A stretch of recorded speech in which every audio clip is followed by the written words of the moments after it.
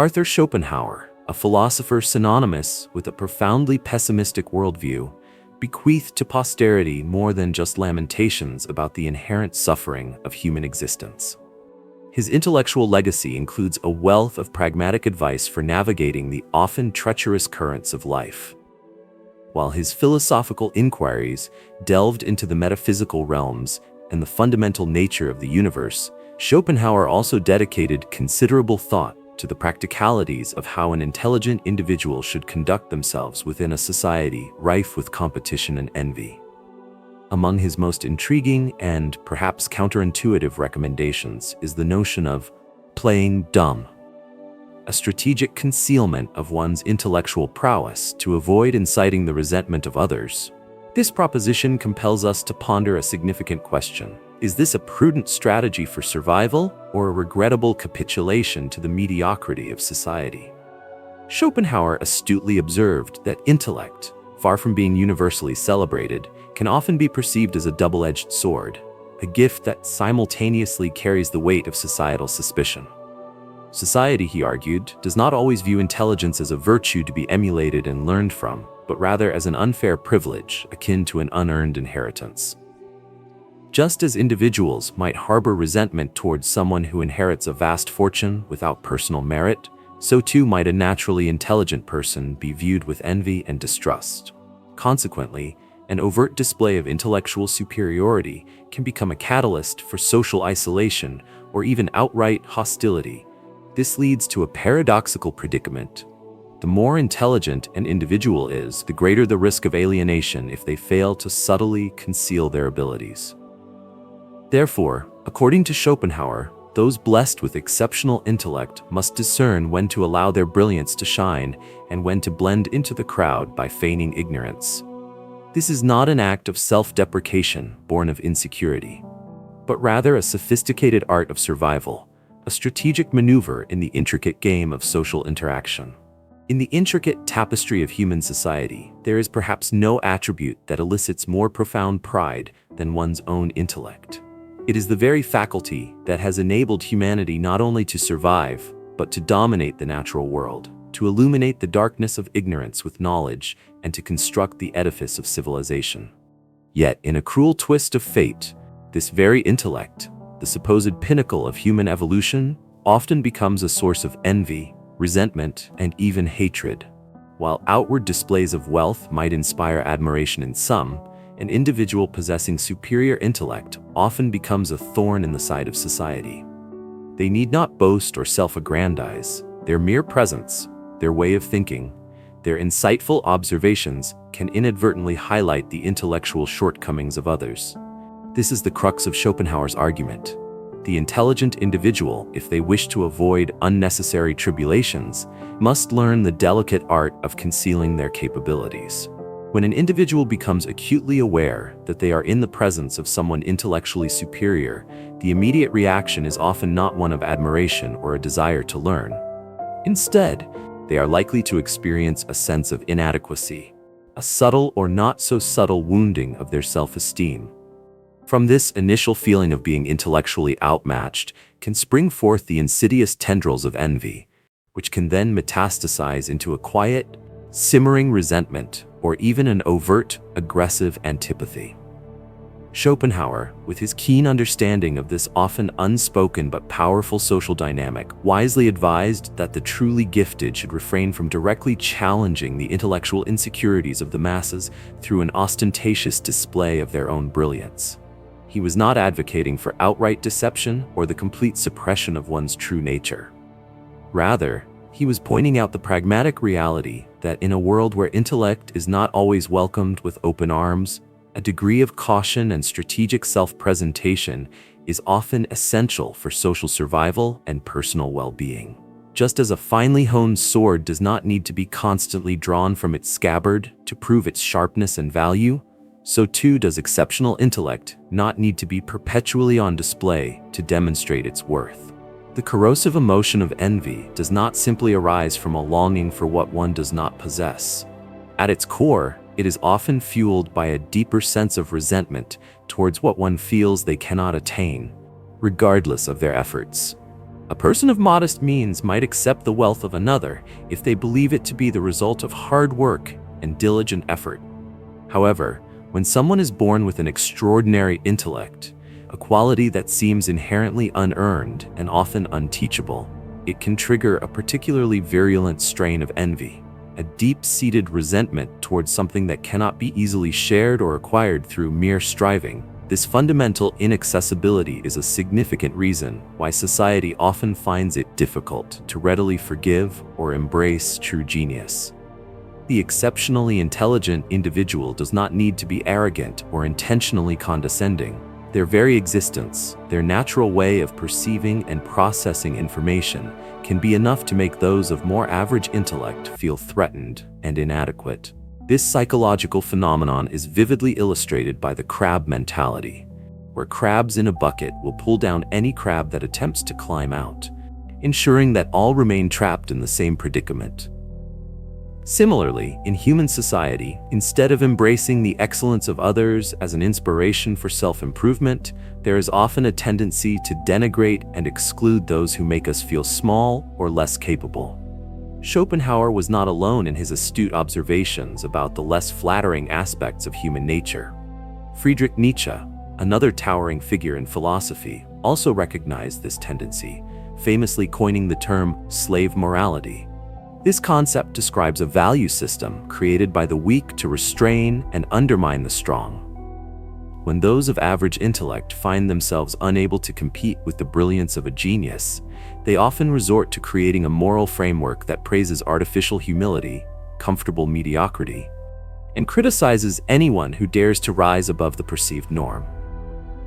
Consequently, society often displays a preference for individuals who do not pose an intellectual threat, while simultaneously viewing those with sharp, penetrating minds with suspicion and a degree of social isolation. This is not to suggest that the intellectually gifted should deny their inherent abilities or live a life of inauthentic pretense. Rather, Schopenhauer understood that an intelligent person cannot naively assume that their talents will always be met with fairness and admiration. On the contrary, they need to learn the subtle art of concealing or carefully modulating their intellectual brilliance to avoid becoming entangled in the often petty and ultimately unproductive conflicts fueled by the envy of others.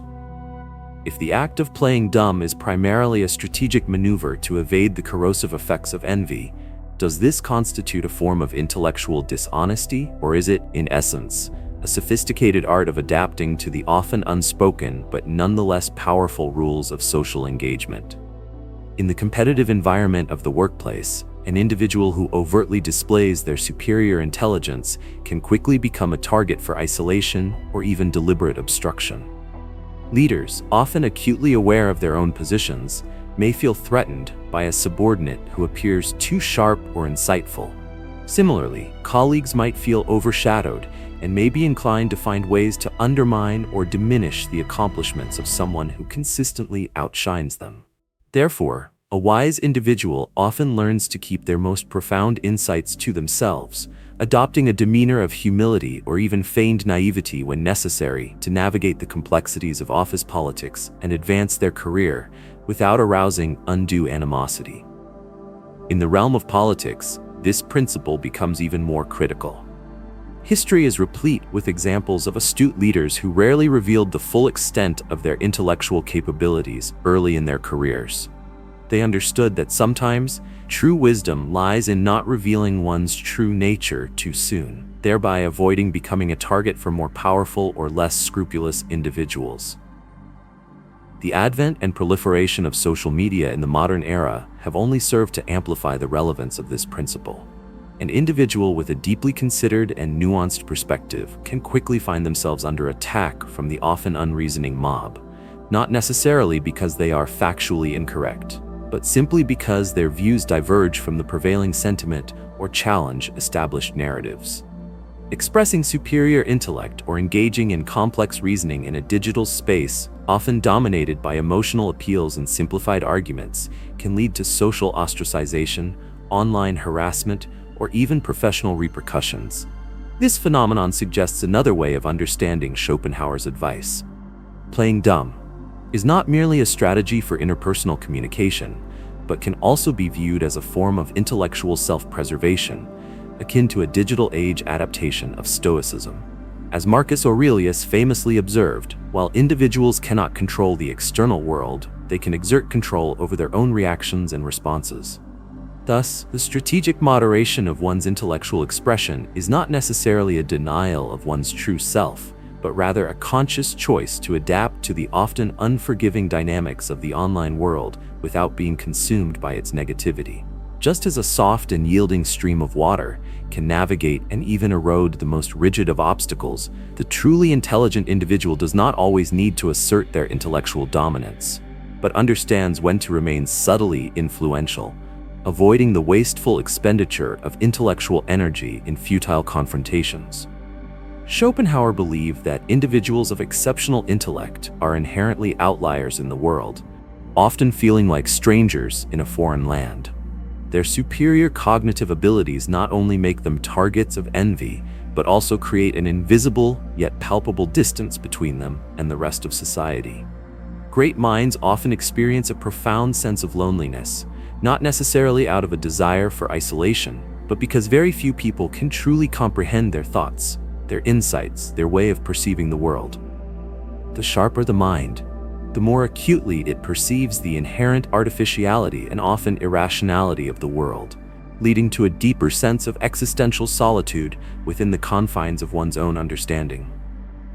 It was for this reason that Schopenhauer often encouraged those possessing extraordinary intellect to seek solace and intellectual companionship away from the masses, not out of disdain for them, but out of the recognition that in their midst, the genius is often merely an anomaly, an individual who cannot truly integrate into the prevailing social fabric.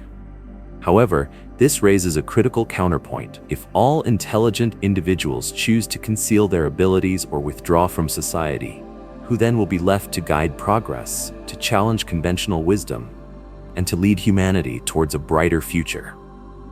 Does the widespread adoption of a strategy of playing dumb, even for self-preservation, risk inadvertently plunging the world into a quagmire of intellectual mediocrity? Blaise Pascal, another profound thinker who grappled with the complexities of human nature, once famously remarked that all of humanity's problems stem from man's inability to sit quietly alone in a room.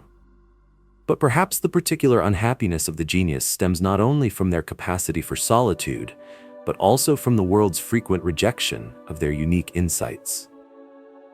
History bears witness to numerous brilliant minds, individuals like Nikola Tesla, Friedrich Nietzsche himself in his later years, and Vincent van Gogh, who were far ahead of their time, possessing visions and understandings that their contemporaries could not grasp, and who were consequently often marginalized and even ostracized by the very societies they sought to illuminate or enrich. These were not simply reclusive individuals who chose to withdraw from the world. Rather, they were often individuals trapped between the profoundness of their intellect and a world that was fundamentally unprepared or unwilling to embrace it. This paints a rather poignant and paradoxical picture. The greater the intellect, the deeper the potential for isolation, and the heavier the burden of understanding. Is this profound sense of loneliness not always a chosen state, but sometimes an unavoidable consequence? A predetermined fate for those who possess the capacity to see truths that remain invisible to the vast majority? Throughout the annals of history, individuals of exceptional intelligence have rarely been met with immediate recognition and universal acclaim. Indeed, many of them, consciously or unconsciously, have employed strategies akin to playing dumb as a means of navigating a world that often misunderstands or resents their brilliance. In Homer's epic poem, The Odyssey, the titular hero, Odysseus, is not primarily characterized by his brute strength or martial prowess, although he possesses both. Rather, his enduring legacy stems from his extraordinary intellect, his cunning, and his strategic thinking. He does not always confront his adversaries directly. Instead, he often chooses to conceal his identity, to bide his time, and to exploit their weaknesses through cleverness and deception, This makes him one of the earliest and most enduring literary figures to exemplify the idea that true wisdom lies not in the ostentatious display of one's intellect, but in the ability to discern when and how to deploy it effectively. Similarly, in more contemporary popular culture, the character of Forrest Gump, often perceived as simple-minded, inadvertently achieves some of the greatest milestones and experiences that most intelligent individuals only dream of. His apparent naivete is not presented as stupidity, but rather as a form of adaptive innocence, a way of navigating a world where overthinking and excessive intellectualizing can often lead to self-sabotage. And then there is the enduring figure of Don Quixote, the man often deemed mad for daring to pursue dreams and ideals that differed so radically from the pragmatic realities of his society. He stands as a timeless symbol, prompting us to consider the age-old question: is the madman truly lost in his delusions, or has society become so entrenched in its practicality that it can no longer comprehend the vision of a genius? Society, in its collective psyche, often exhibits a distinct preference for what is comfortably familiar and easily understood. There is a tendency to elevate a palatable mediocrity over an intellect that challenges, questions, and ultimately complicates the prevailing worldview. Those who possess exceptional intelligence are frequently perceived as alien, as outsiders who pose uncomfortable questions that the majority would rather not confront. Voltaire, a master of wit and insightful social commentary, astutely observed, "If you want to please the crowd, don't speak things they do not understand." And herein lies the fundamental paradox of genius. Those who possess the capacity to see further, to understand more deeply, are often met with resistance, suspicion, and even outright rejection by the very world they seek to enlighten or improve. It is for this reason that the intelligent individual, if they wish to navigate the complexities of life with a modicum of peace and avoid unnecessary conflict, must often learn the art of strategic concealment. Much like a gifted artist might feign a degree of clumsiness to avoid arousing the jealousy of less talented peers, or, like an uncrowned king, might adopt the guise of a humble servant to move unnoticed through the corridors of power. Not everyone is prepared or willing to embrace the often harsh light of truth, and in such a world, perhaps knowing when and how to dim one's own intellectual radiance becomes a necessary condition for survival and for the eventual, perhaps delayed, recognition of one's true worth. If all individuals of exceptional intelligence were to consistently adopt the strategy of playing dumb to avoid the envy and resentment of others, what would be the long-term consequences for societal progress? If genius perpetually remained hidden, if brilliant minds dared not to speak their truths or challenge the status quo, would there still be intellectual revolutions, groundbreaking inventions, or transformative changes that propel humanity to new heights of understanding and achievement? Schopenhauer's advice regarding the concealment of intellect is primarily presented as a strategy for personal survival and well-being, but he certainly did not deny the inherent value and potential of intellectual brilliance when it is appropriately and strategically deployed. There exists a crucial distinction between playing dumb for survival and a more deliberate act of biding one's time, waiting for the opportune moment to reveal one's true capabilities. An intelligent individual might temporarily restrain their sharp wit or insightful observations to avoid immediate conflict or social ostracization. But there often comes a point when they must step out of the shadows and fulfill their potential role in society, contributing their unique talents and perspectives to the collective good.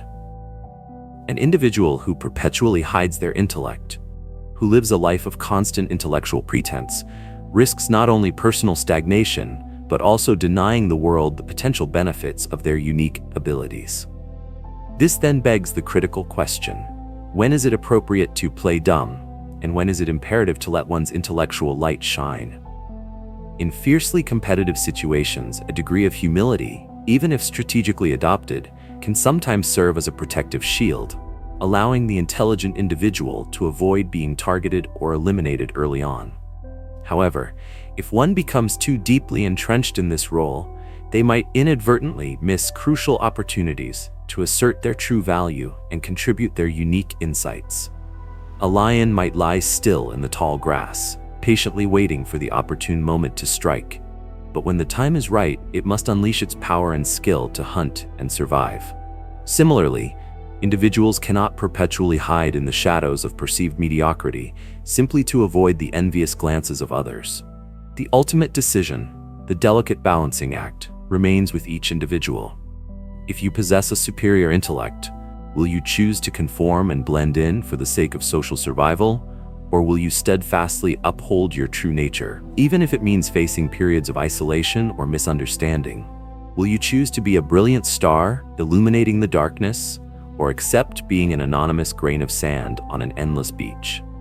Schopenhauer, despite his pervasive pessimism, did not view the world through an entirely bleak lens. He was not advocating for individuals to abandon their intellect or to live a life of perpetual falsehood.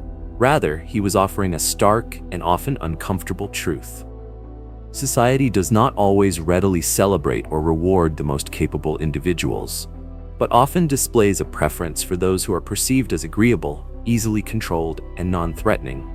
In a world where envy can be weaponized, where the insecurities of the masses can be used to undermine and bring down those who excel, the intelligent individual needs to possess the wisdom to know when to strategically retreat, to conserve their intellectual energy and avoid wasting it on futile conflicts.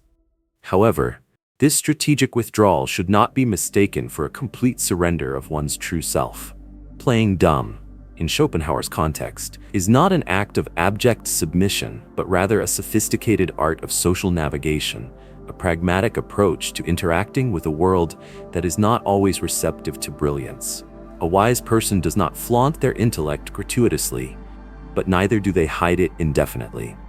Like water, which can be both soft and yielding as it flows around obstacles, yet powerful enough to eventually carve through solid rock, true intelligence lies in the flexibility to adapt to the prevailing circumstances without ultimately sacrificing one's core values and inherent potential. Ultimately, there is no single, universally applicable rule to dictate when and how an intelligent individual should navigate this complex social landscape.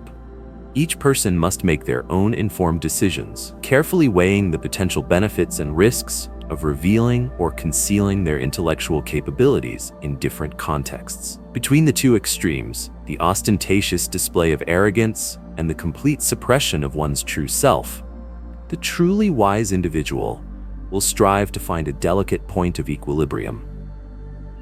You have the agency to choose your own path, but ensure that no matter how you choose to engage with the world, you retain the essence of who you are, the unique spark of intellect that defines your potential.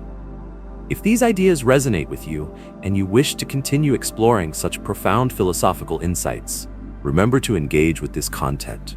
Share it with others who might find it valuable, and consider subscribing for more thought-provoking explorations of the human condition. For sometimes, all it takes is a slightly different perspective to gain a deeper understanding of ourselves and the intricate world around us. If you enjoyed this video and want to dive deeper into bold, thought-provoking ideas, hit the like button and subscribe. Join us as we challenge conventional thinking and explore the philosophy of strength.